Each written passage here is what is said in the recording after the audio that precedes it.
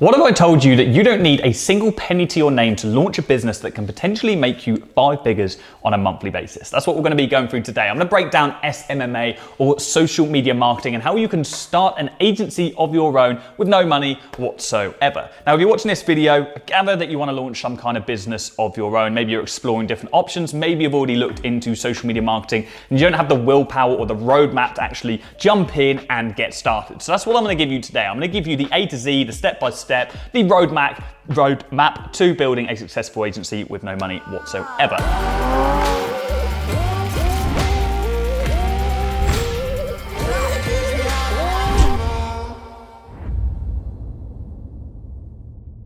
But the first thing we need to do is actually understand what social media marketing is for you guys that don't already know that. Now, social media marketing is simply a service-based business. It's person A, which is you or me, going to person B, which is our customer, and in most cases this is a business owner, and we're going to provide some kind of service to this person in a bid to improve their overall business. Normally it's monetary. You want to help them make more money on a monthly basis. So you could offer them website design, you could offer them Facebook and Instagram management, so putting posts out for them, content creation, videography, photography, Facebook ads, YouTube ads, Google ads. You could offer a whole bunch of services, literally tens and tens of services that you could offer a business to improve their overall life and an overall company. So we need to choose that first of all, and we'll get on to that in a moment. The next thing we need to understand is how we're actually going to find clients. So we need to know where to look for, we need to know how to sign them up, what meeting strategy to use, and of course, how to get them the actual results that they desire so we can scale our company, build a team, and build this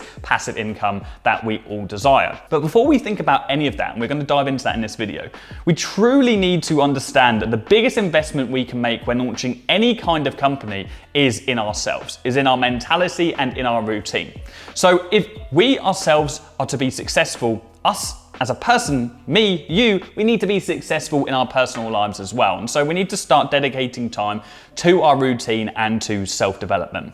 Now, when I first started my company 3.5 years ago now, I was working a full-time job. I was working in sales and I was doing a complete 9 to 5, but I was working kind of outside those hours as well because I wanted to maximize my commissions, and I didn't have much time whatsoever. And so the only time that I could dig out of my life, I was a late riser. I was waking up at 8 o'clock in the morning. I was literally rushing around to the shower, scoffing breakfast down my throat and going straight to work.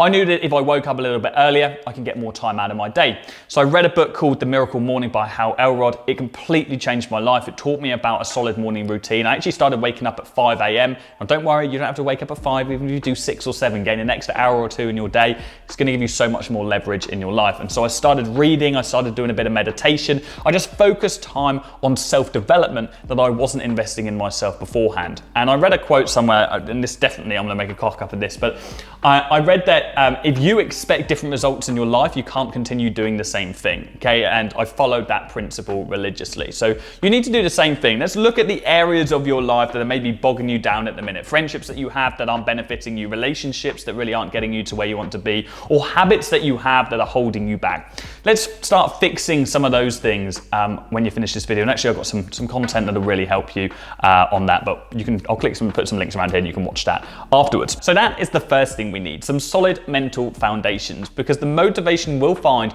through putting in time to self-development is what will push us forward in times that aren't that easy, okay? Because starting a business isn't easy. I'm not gonna sit here and blow smoke up all of you guys and say, hey, yeah, look, you're gonna watch this video, you're gonna sign up clients, you're gonna be making 5 grand in the next couple of weeks. It's just not gonna happen, okay? You're gonna have to put in work, and the majority of people out there are not willing to put in the level of work that is required to actually build a successful business that has longevity. Get rich quick schemes do not exist, and it's as simple as that. So let's work on ourselves and really build a solid foundation for us, not just for the business. But going back to the business, what do we actually need to start a social media marketing agency? Well, a lot of people think that you need a website from day one, you need a logo, you need to start a limited company. But actually, when I first started my agency, I didn't have any of that stuff. I didn't have a website until a year into launching my company. I didn't have a limited company until I actually signed up my first client, and I didn't even have a logo at all, okay? In fact, I actually did have a logo, but I think it was like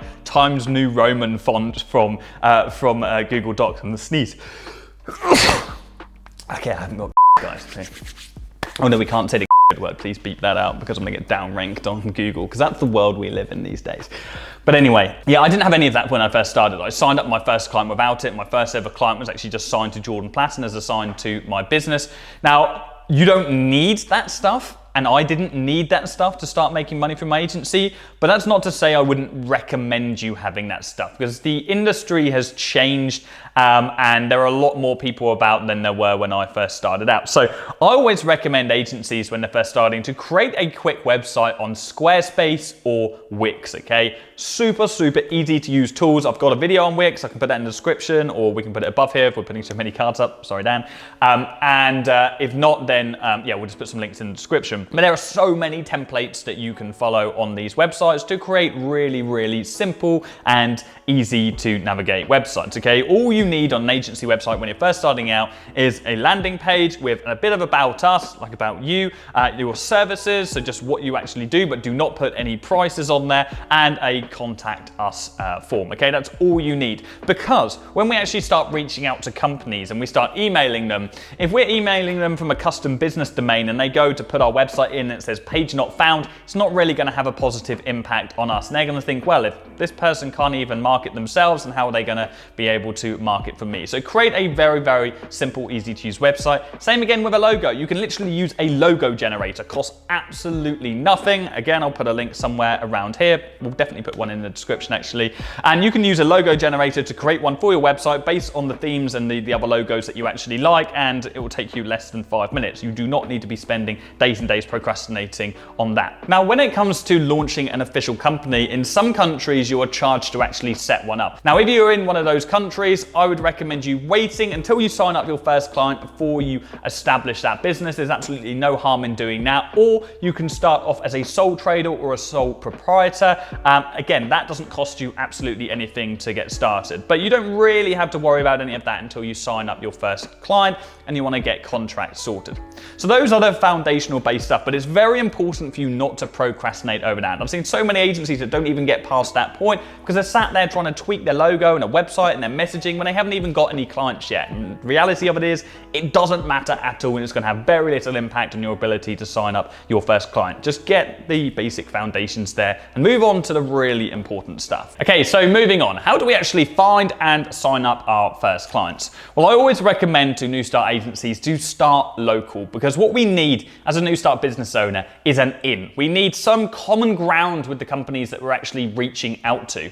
And that usually is us being local, okay? So if I reach out to a local restaurant, a gym, or a chiropractor, for example, and I give them a call, I arrange a meeting with them, if I'm a local face, I can talk about local things, and that is my common ground, and I can build a quicker rapport with that business owner, and they're more likely to work with us. Because when I'm first starting, I don't have any case studies, I don't have any results to show them, I can't wow them through that. So I need to find whatever the closest common ground is that I have with those potential clients. So start off local, and it's usually the easiest place for you to sign up clients. And of course, using your existing network. If you know business owners, if your family know business owners, put a post on Facebook, say you've just launched an agency, you're looking to take on clients, and if any of your friends know any business owners that they can recommend over to you, you'll be surprised how quickly you can get yourself off the ground by leveraging your existing network. But let's say you are starting to build a list for local businesses, the ones that you're going to reach out to, then I like to use a tool like Facebook. So let me just share my screen, or record I should say, and if we just go over to Facebook and we put, for example, if you wanted to reach out to restaurants, you could do restaurant Norwich, okay, this is where I am, and we go see more places.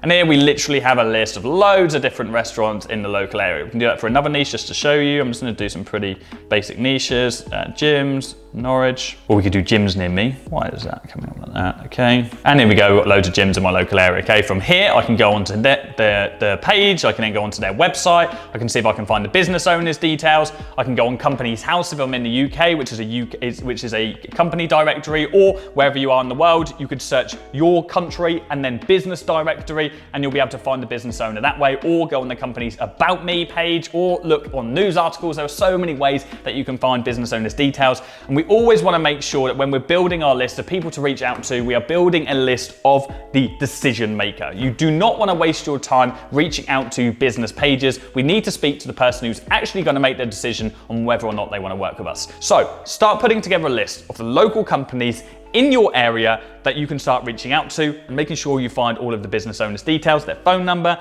and their email address, and just create a quick Google Doc. Super easy, or Google Sheets, I should say. Super easy, log that, and then you've got a hit list for you to start reaching out to. Now, when you actually start reaching out to those businesses, there are a number of ways that we can do this, but I always recommend people starting off with a multi-platform strategy.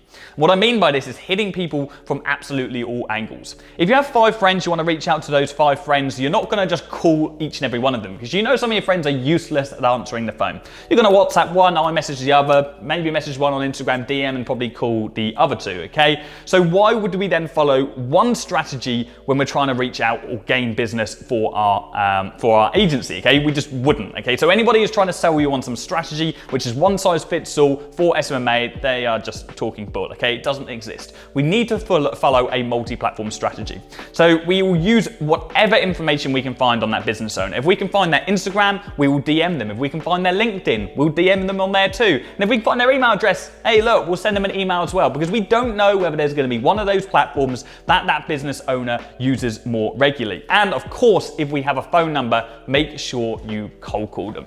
Now, cold calling can be incredibly daunting when you're first starting out, especially if you haven't done it before. Believe me, when I first started cold calling, I ran to the edge of the office. I was shaking with my script in my hand. I was absolutely terrified. I quickly became one of the best performing cold callers in that company because I was forced into a position. I was actually in a lot of debt at the time, and I needed to get myself out of that. And so I forced myself to become a good cold caller. But my biggest bit of advice to anybody who's afraid cold calling is, just believe me on this one, and it's not an easy one, it's just repetition. The more you call someone, the more comfortable you will get, the more fluent you will get with your script, and the more confidence you will have, and the better cold caller you will become.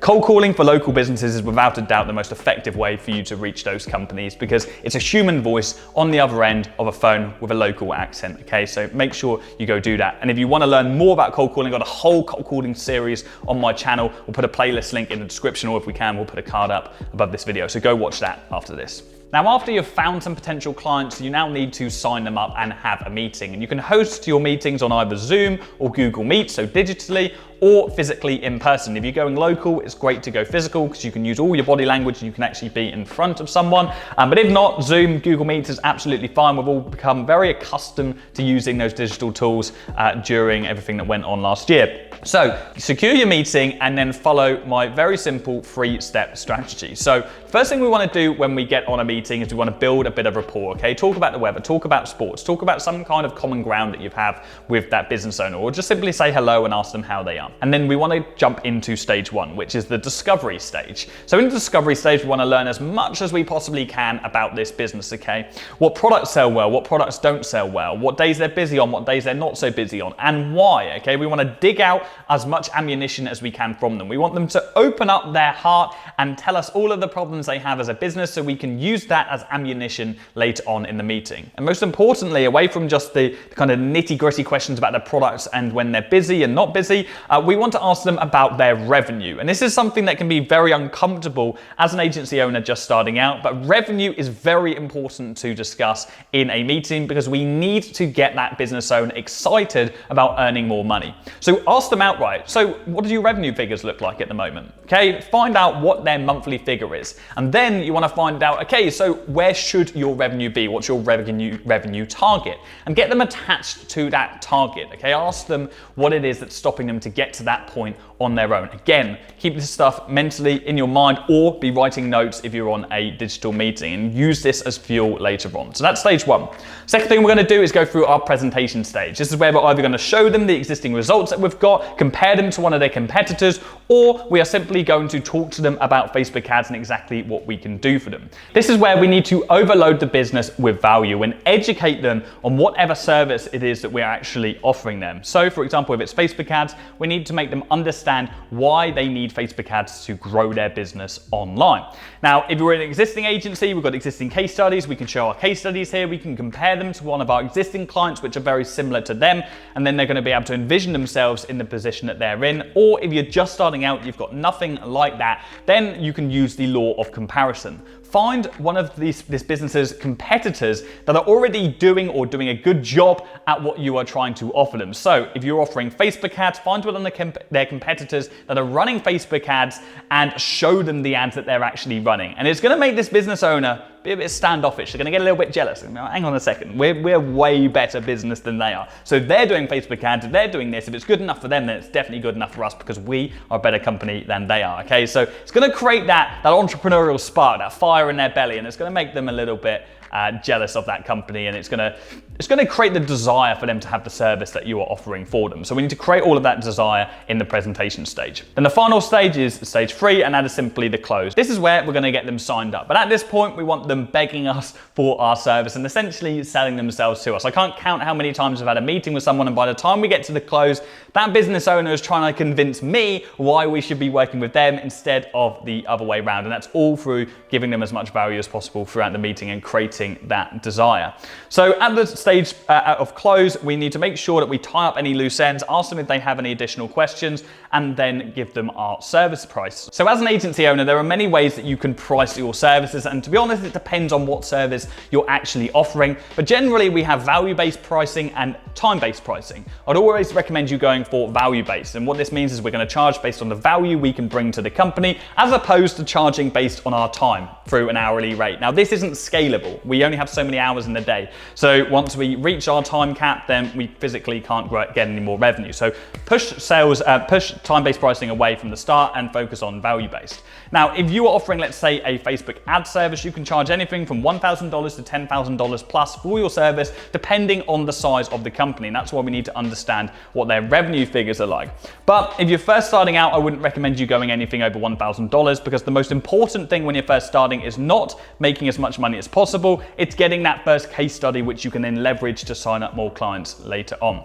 Now, when you're a more experienced agency owner offering ads, you can even drop in commission-based pricing, so performance-based fees, and that's what we do in our agency now. So we charge a heavily reduced service charge at around $2,000, and then we charge around 5 to 20% of the amount of money we actually return for these businesses. So if my agency, the Affluent Agency, makes one of our clients an extra $100,000 this month, and we have them on a 10% fee, we're going to charge them $10,000 as a performance-based commission check. And that can get very, very juicy when you're well established. We had a client literally 2 weeks ago. I think they paid a $23,000 invoice or pound invoice just from 1 week or 7 days worth of performance commission. And I'll throw up that invoice around here. That client alone pays us over $60,000 on a monthly basis. But don't get ahead of yourselves. You only want to charge those commission fees when you actually know you can get incredible results for your client and you have the proof, the case studies to actually be able to leverage to get that client to say yes to those fees in the first place. So that's how we can close someone. How do we actually get them results? Well, I'm not going to bother going through all of the mechanics of what services you can offer right now in this video, but if you do want to offer an ad-based service, then watch one of our ad training videos on my channel. I literally teach you from start to finish how to launch your first ever Facebook ad, and we have a whole bunch of resources that can teach you how to do that. Absorb information online and learn how to master one service. But the one thing I would always say to anybody who's starting an agency is do not try and be the jack of all trades. Don't offer a whole bunch of different services. Pick one service when you're first starting out and just master that one thing and sell that one thing to your clients. If your clients need additional services, they need web design, they need content creation, then outsource it to an agency that specializes in that and take a fee off the top of it. Charge 20% to that agency as a finder's fee for the referral. And that way it saves your mental space and it saves you having to jump around fulfilling all these different services, and it gets really, really messy really, really quickly. So I think we're pretty much there. The last thing we need to talk about is how we actually scale a business. And at this point, we do need to invest some money, but it doesn't matter because you've already got started with no money and you've already signed up clients. So when we do get to a point where maybe you're at like 6 to 8 clients, where it becomes really hard to manage both selling and getting new clients and fulfilling services yourself. So you're gonna have to start building a team. And that is the most incredible thing. When you get to outsource, when you get to build a team, when you start to regain freedom back within your life, at which point you're gonna be happy to invest as much money as you can back into the business so you can continue it growing without you having to do all of the work yourself. You might wanna invest into further training, into getting your website rebuilt, into design work, into having your social media produced really, really well. There are many ways that you can reinvest into your business, and any good agency owner will reinvest as much as they possibly can into their company to propel it forward above all of their competitors that are still set on keeping their profit margin at 90%. Now, you can do that if you want to, but realistically, any good, solid agency with longevity will reinvest as much into their company as they can because they're seeing the bigger long-term picture. So that is how you start an SMMA with no money whatsoever. I need a breather after this video. Information overload, you probably got loads and loads of notes. Go back and watch this video and take as many as you can and go implement everything you have learned today. But for those of you that are watching this and thinking, do you know what, Jordan, I actually have got some money I can invest when I first start out. I don't want to just stumble through this and connect all of the dots myself. I want to learn from somebody that's done it and has built an incredibly successful agency. Like me, when I first started, I had a bit of savings. I invested into a lot of training. I invested into mentorship and coaching, and I learned from people that are already very successful in the industry. And if that does sound like you, I'd like to invite you to click the link in the description and check out the Affluent Academy. It's our agency training program with over 40 hours of content, over 100 lessons, where we literally break down every single molecule of what it takes to be successful as an agency owner, how to start, how to build, how to scale, and how to outsource and gain the freedom back in your life. We have no upsells whatsoever, unlike other programs out there. We literally give you the whole lot in one place, and you get one-to-one access with me because I'm personally dedicated to helping all of our students be as successful as they possibly can be. So guys, that's it. Get stuck in, and I'll see you later. Cheers.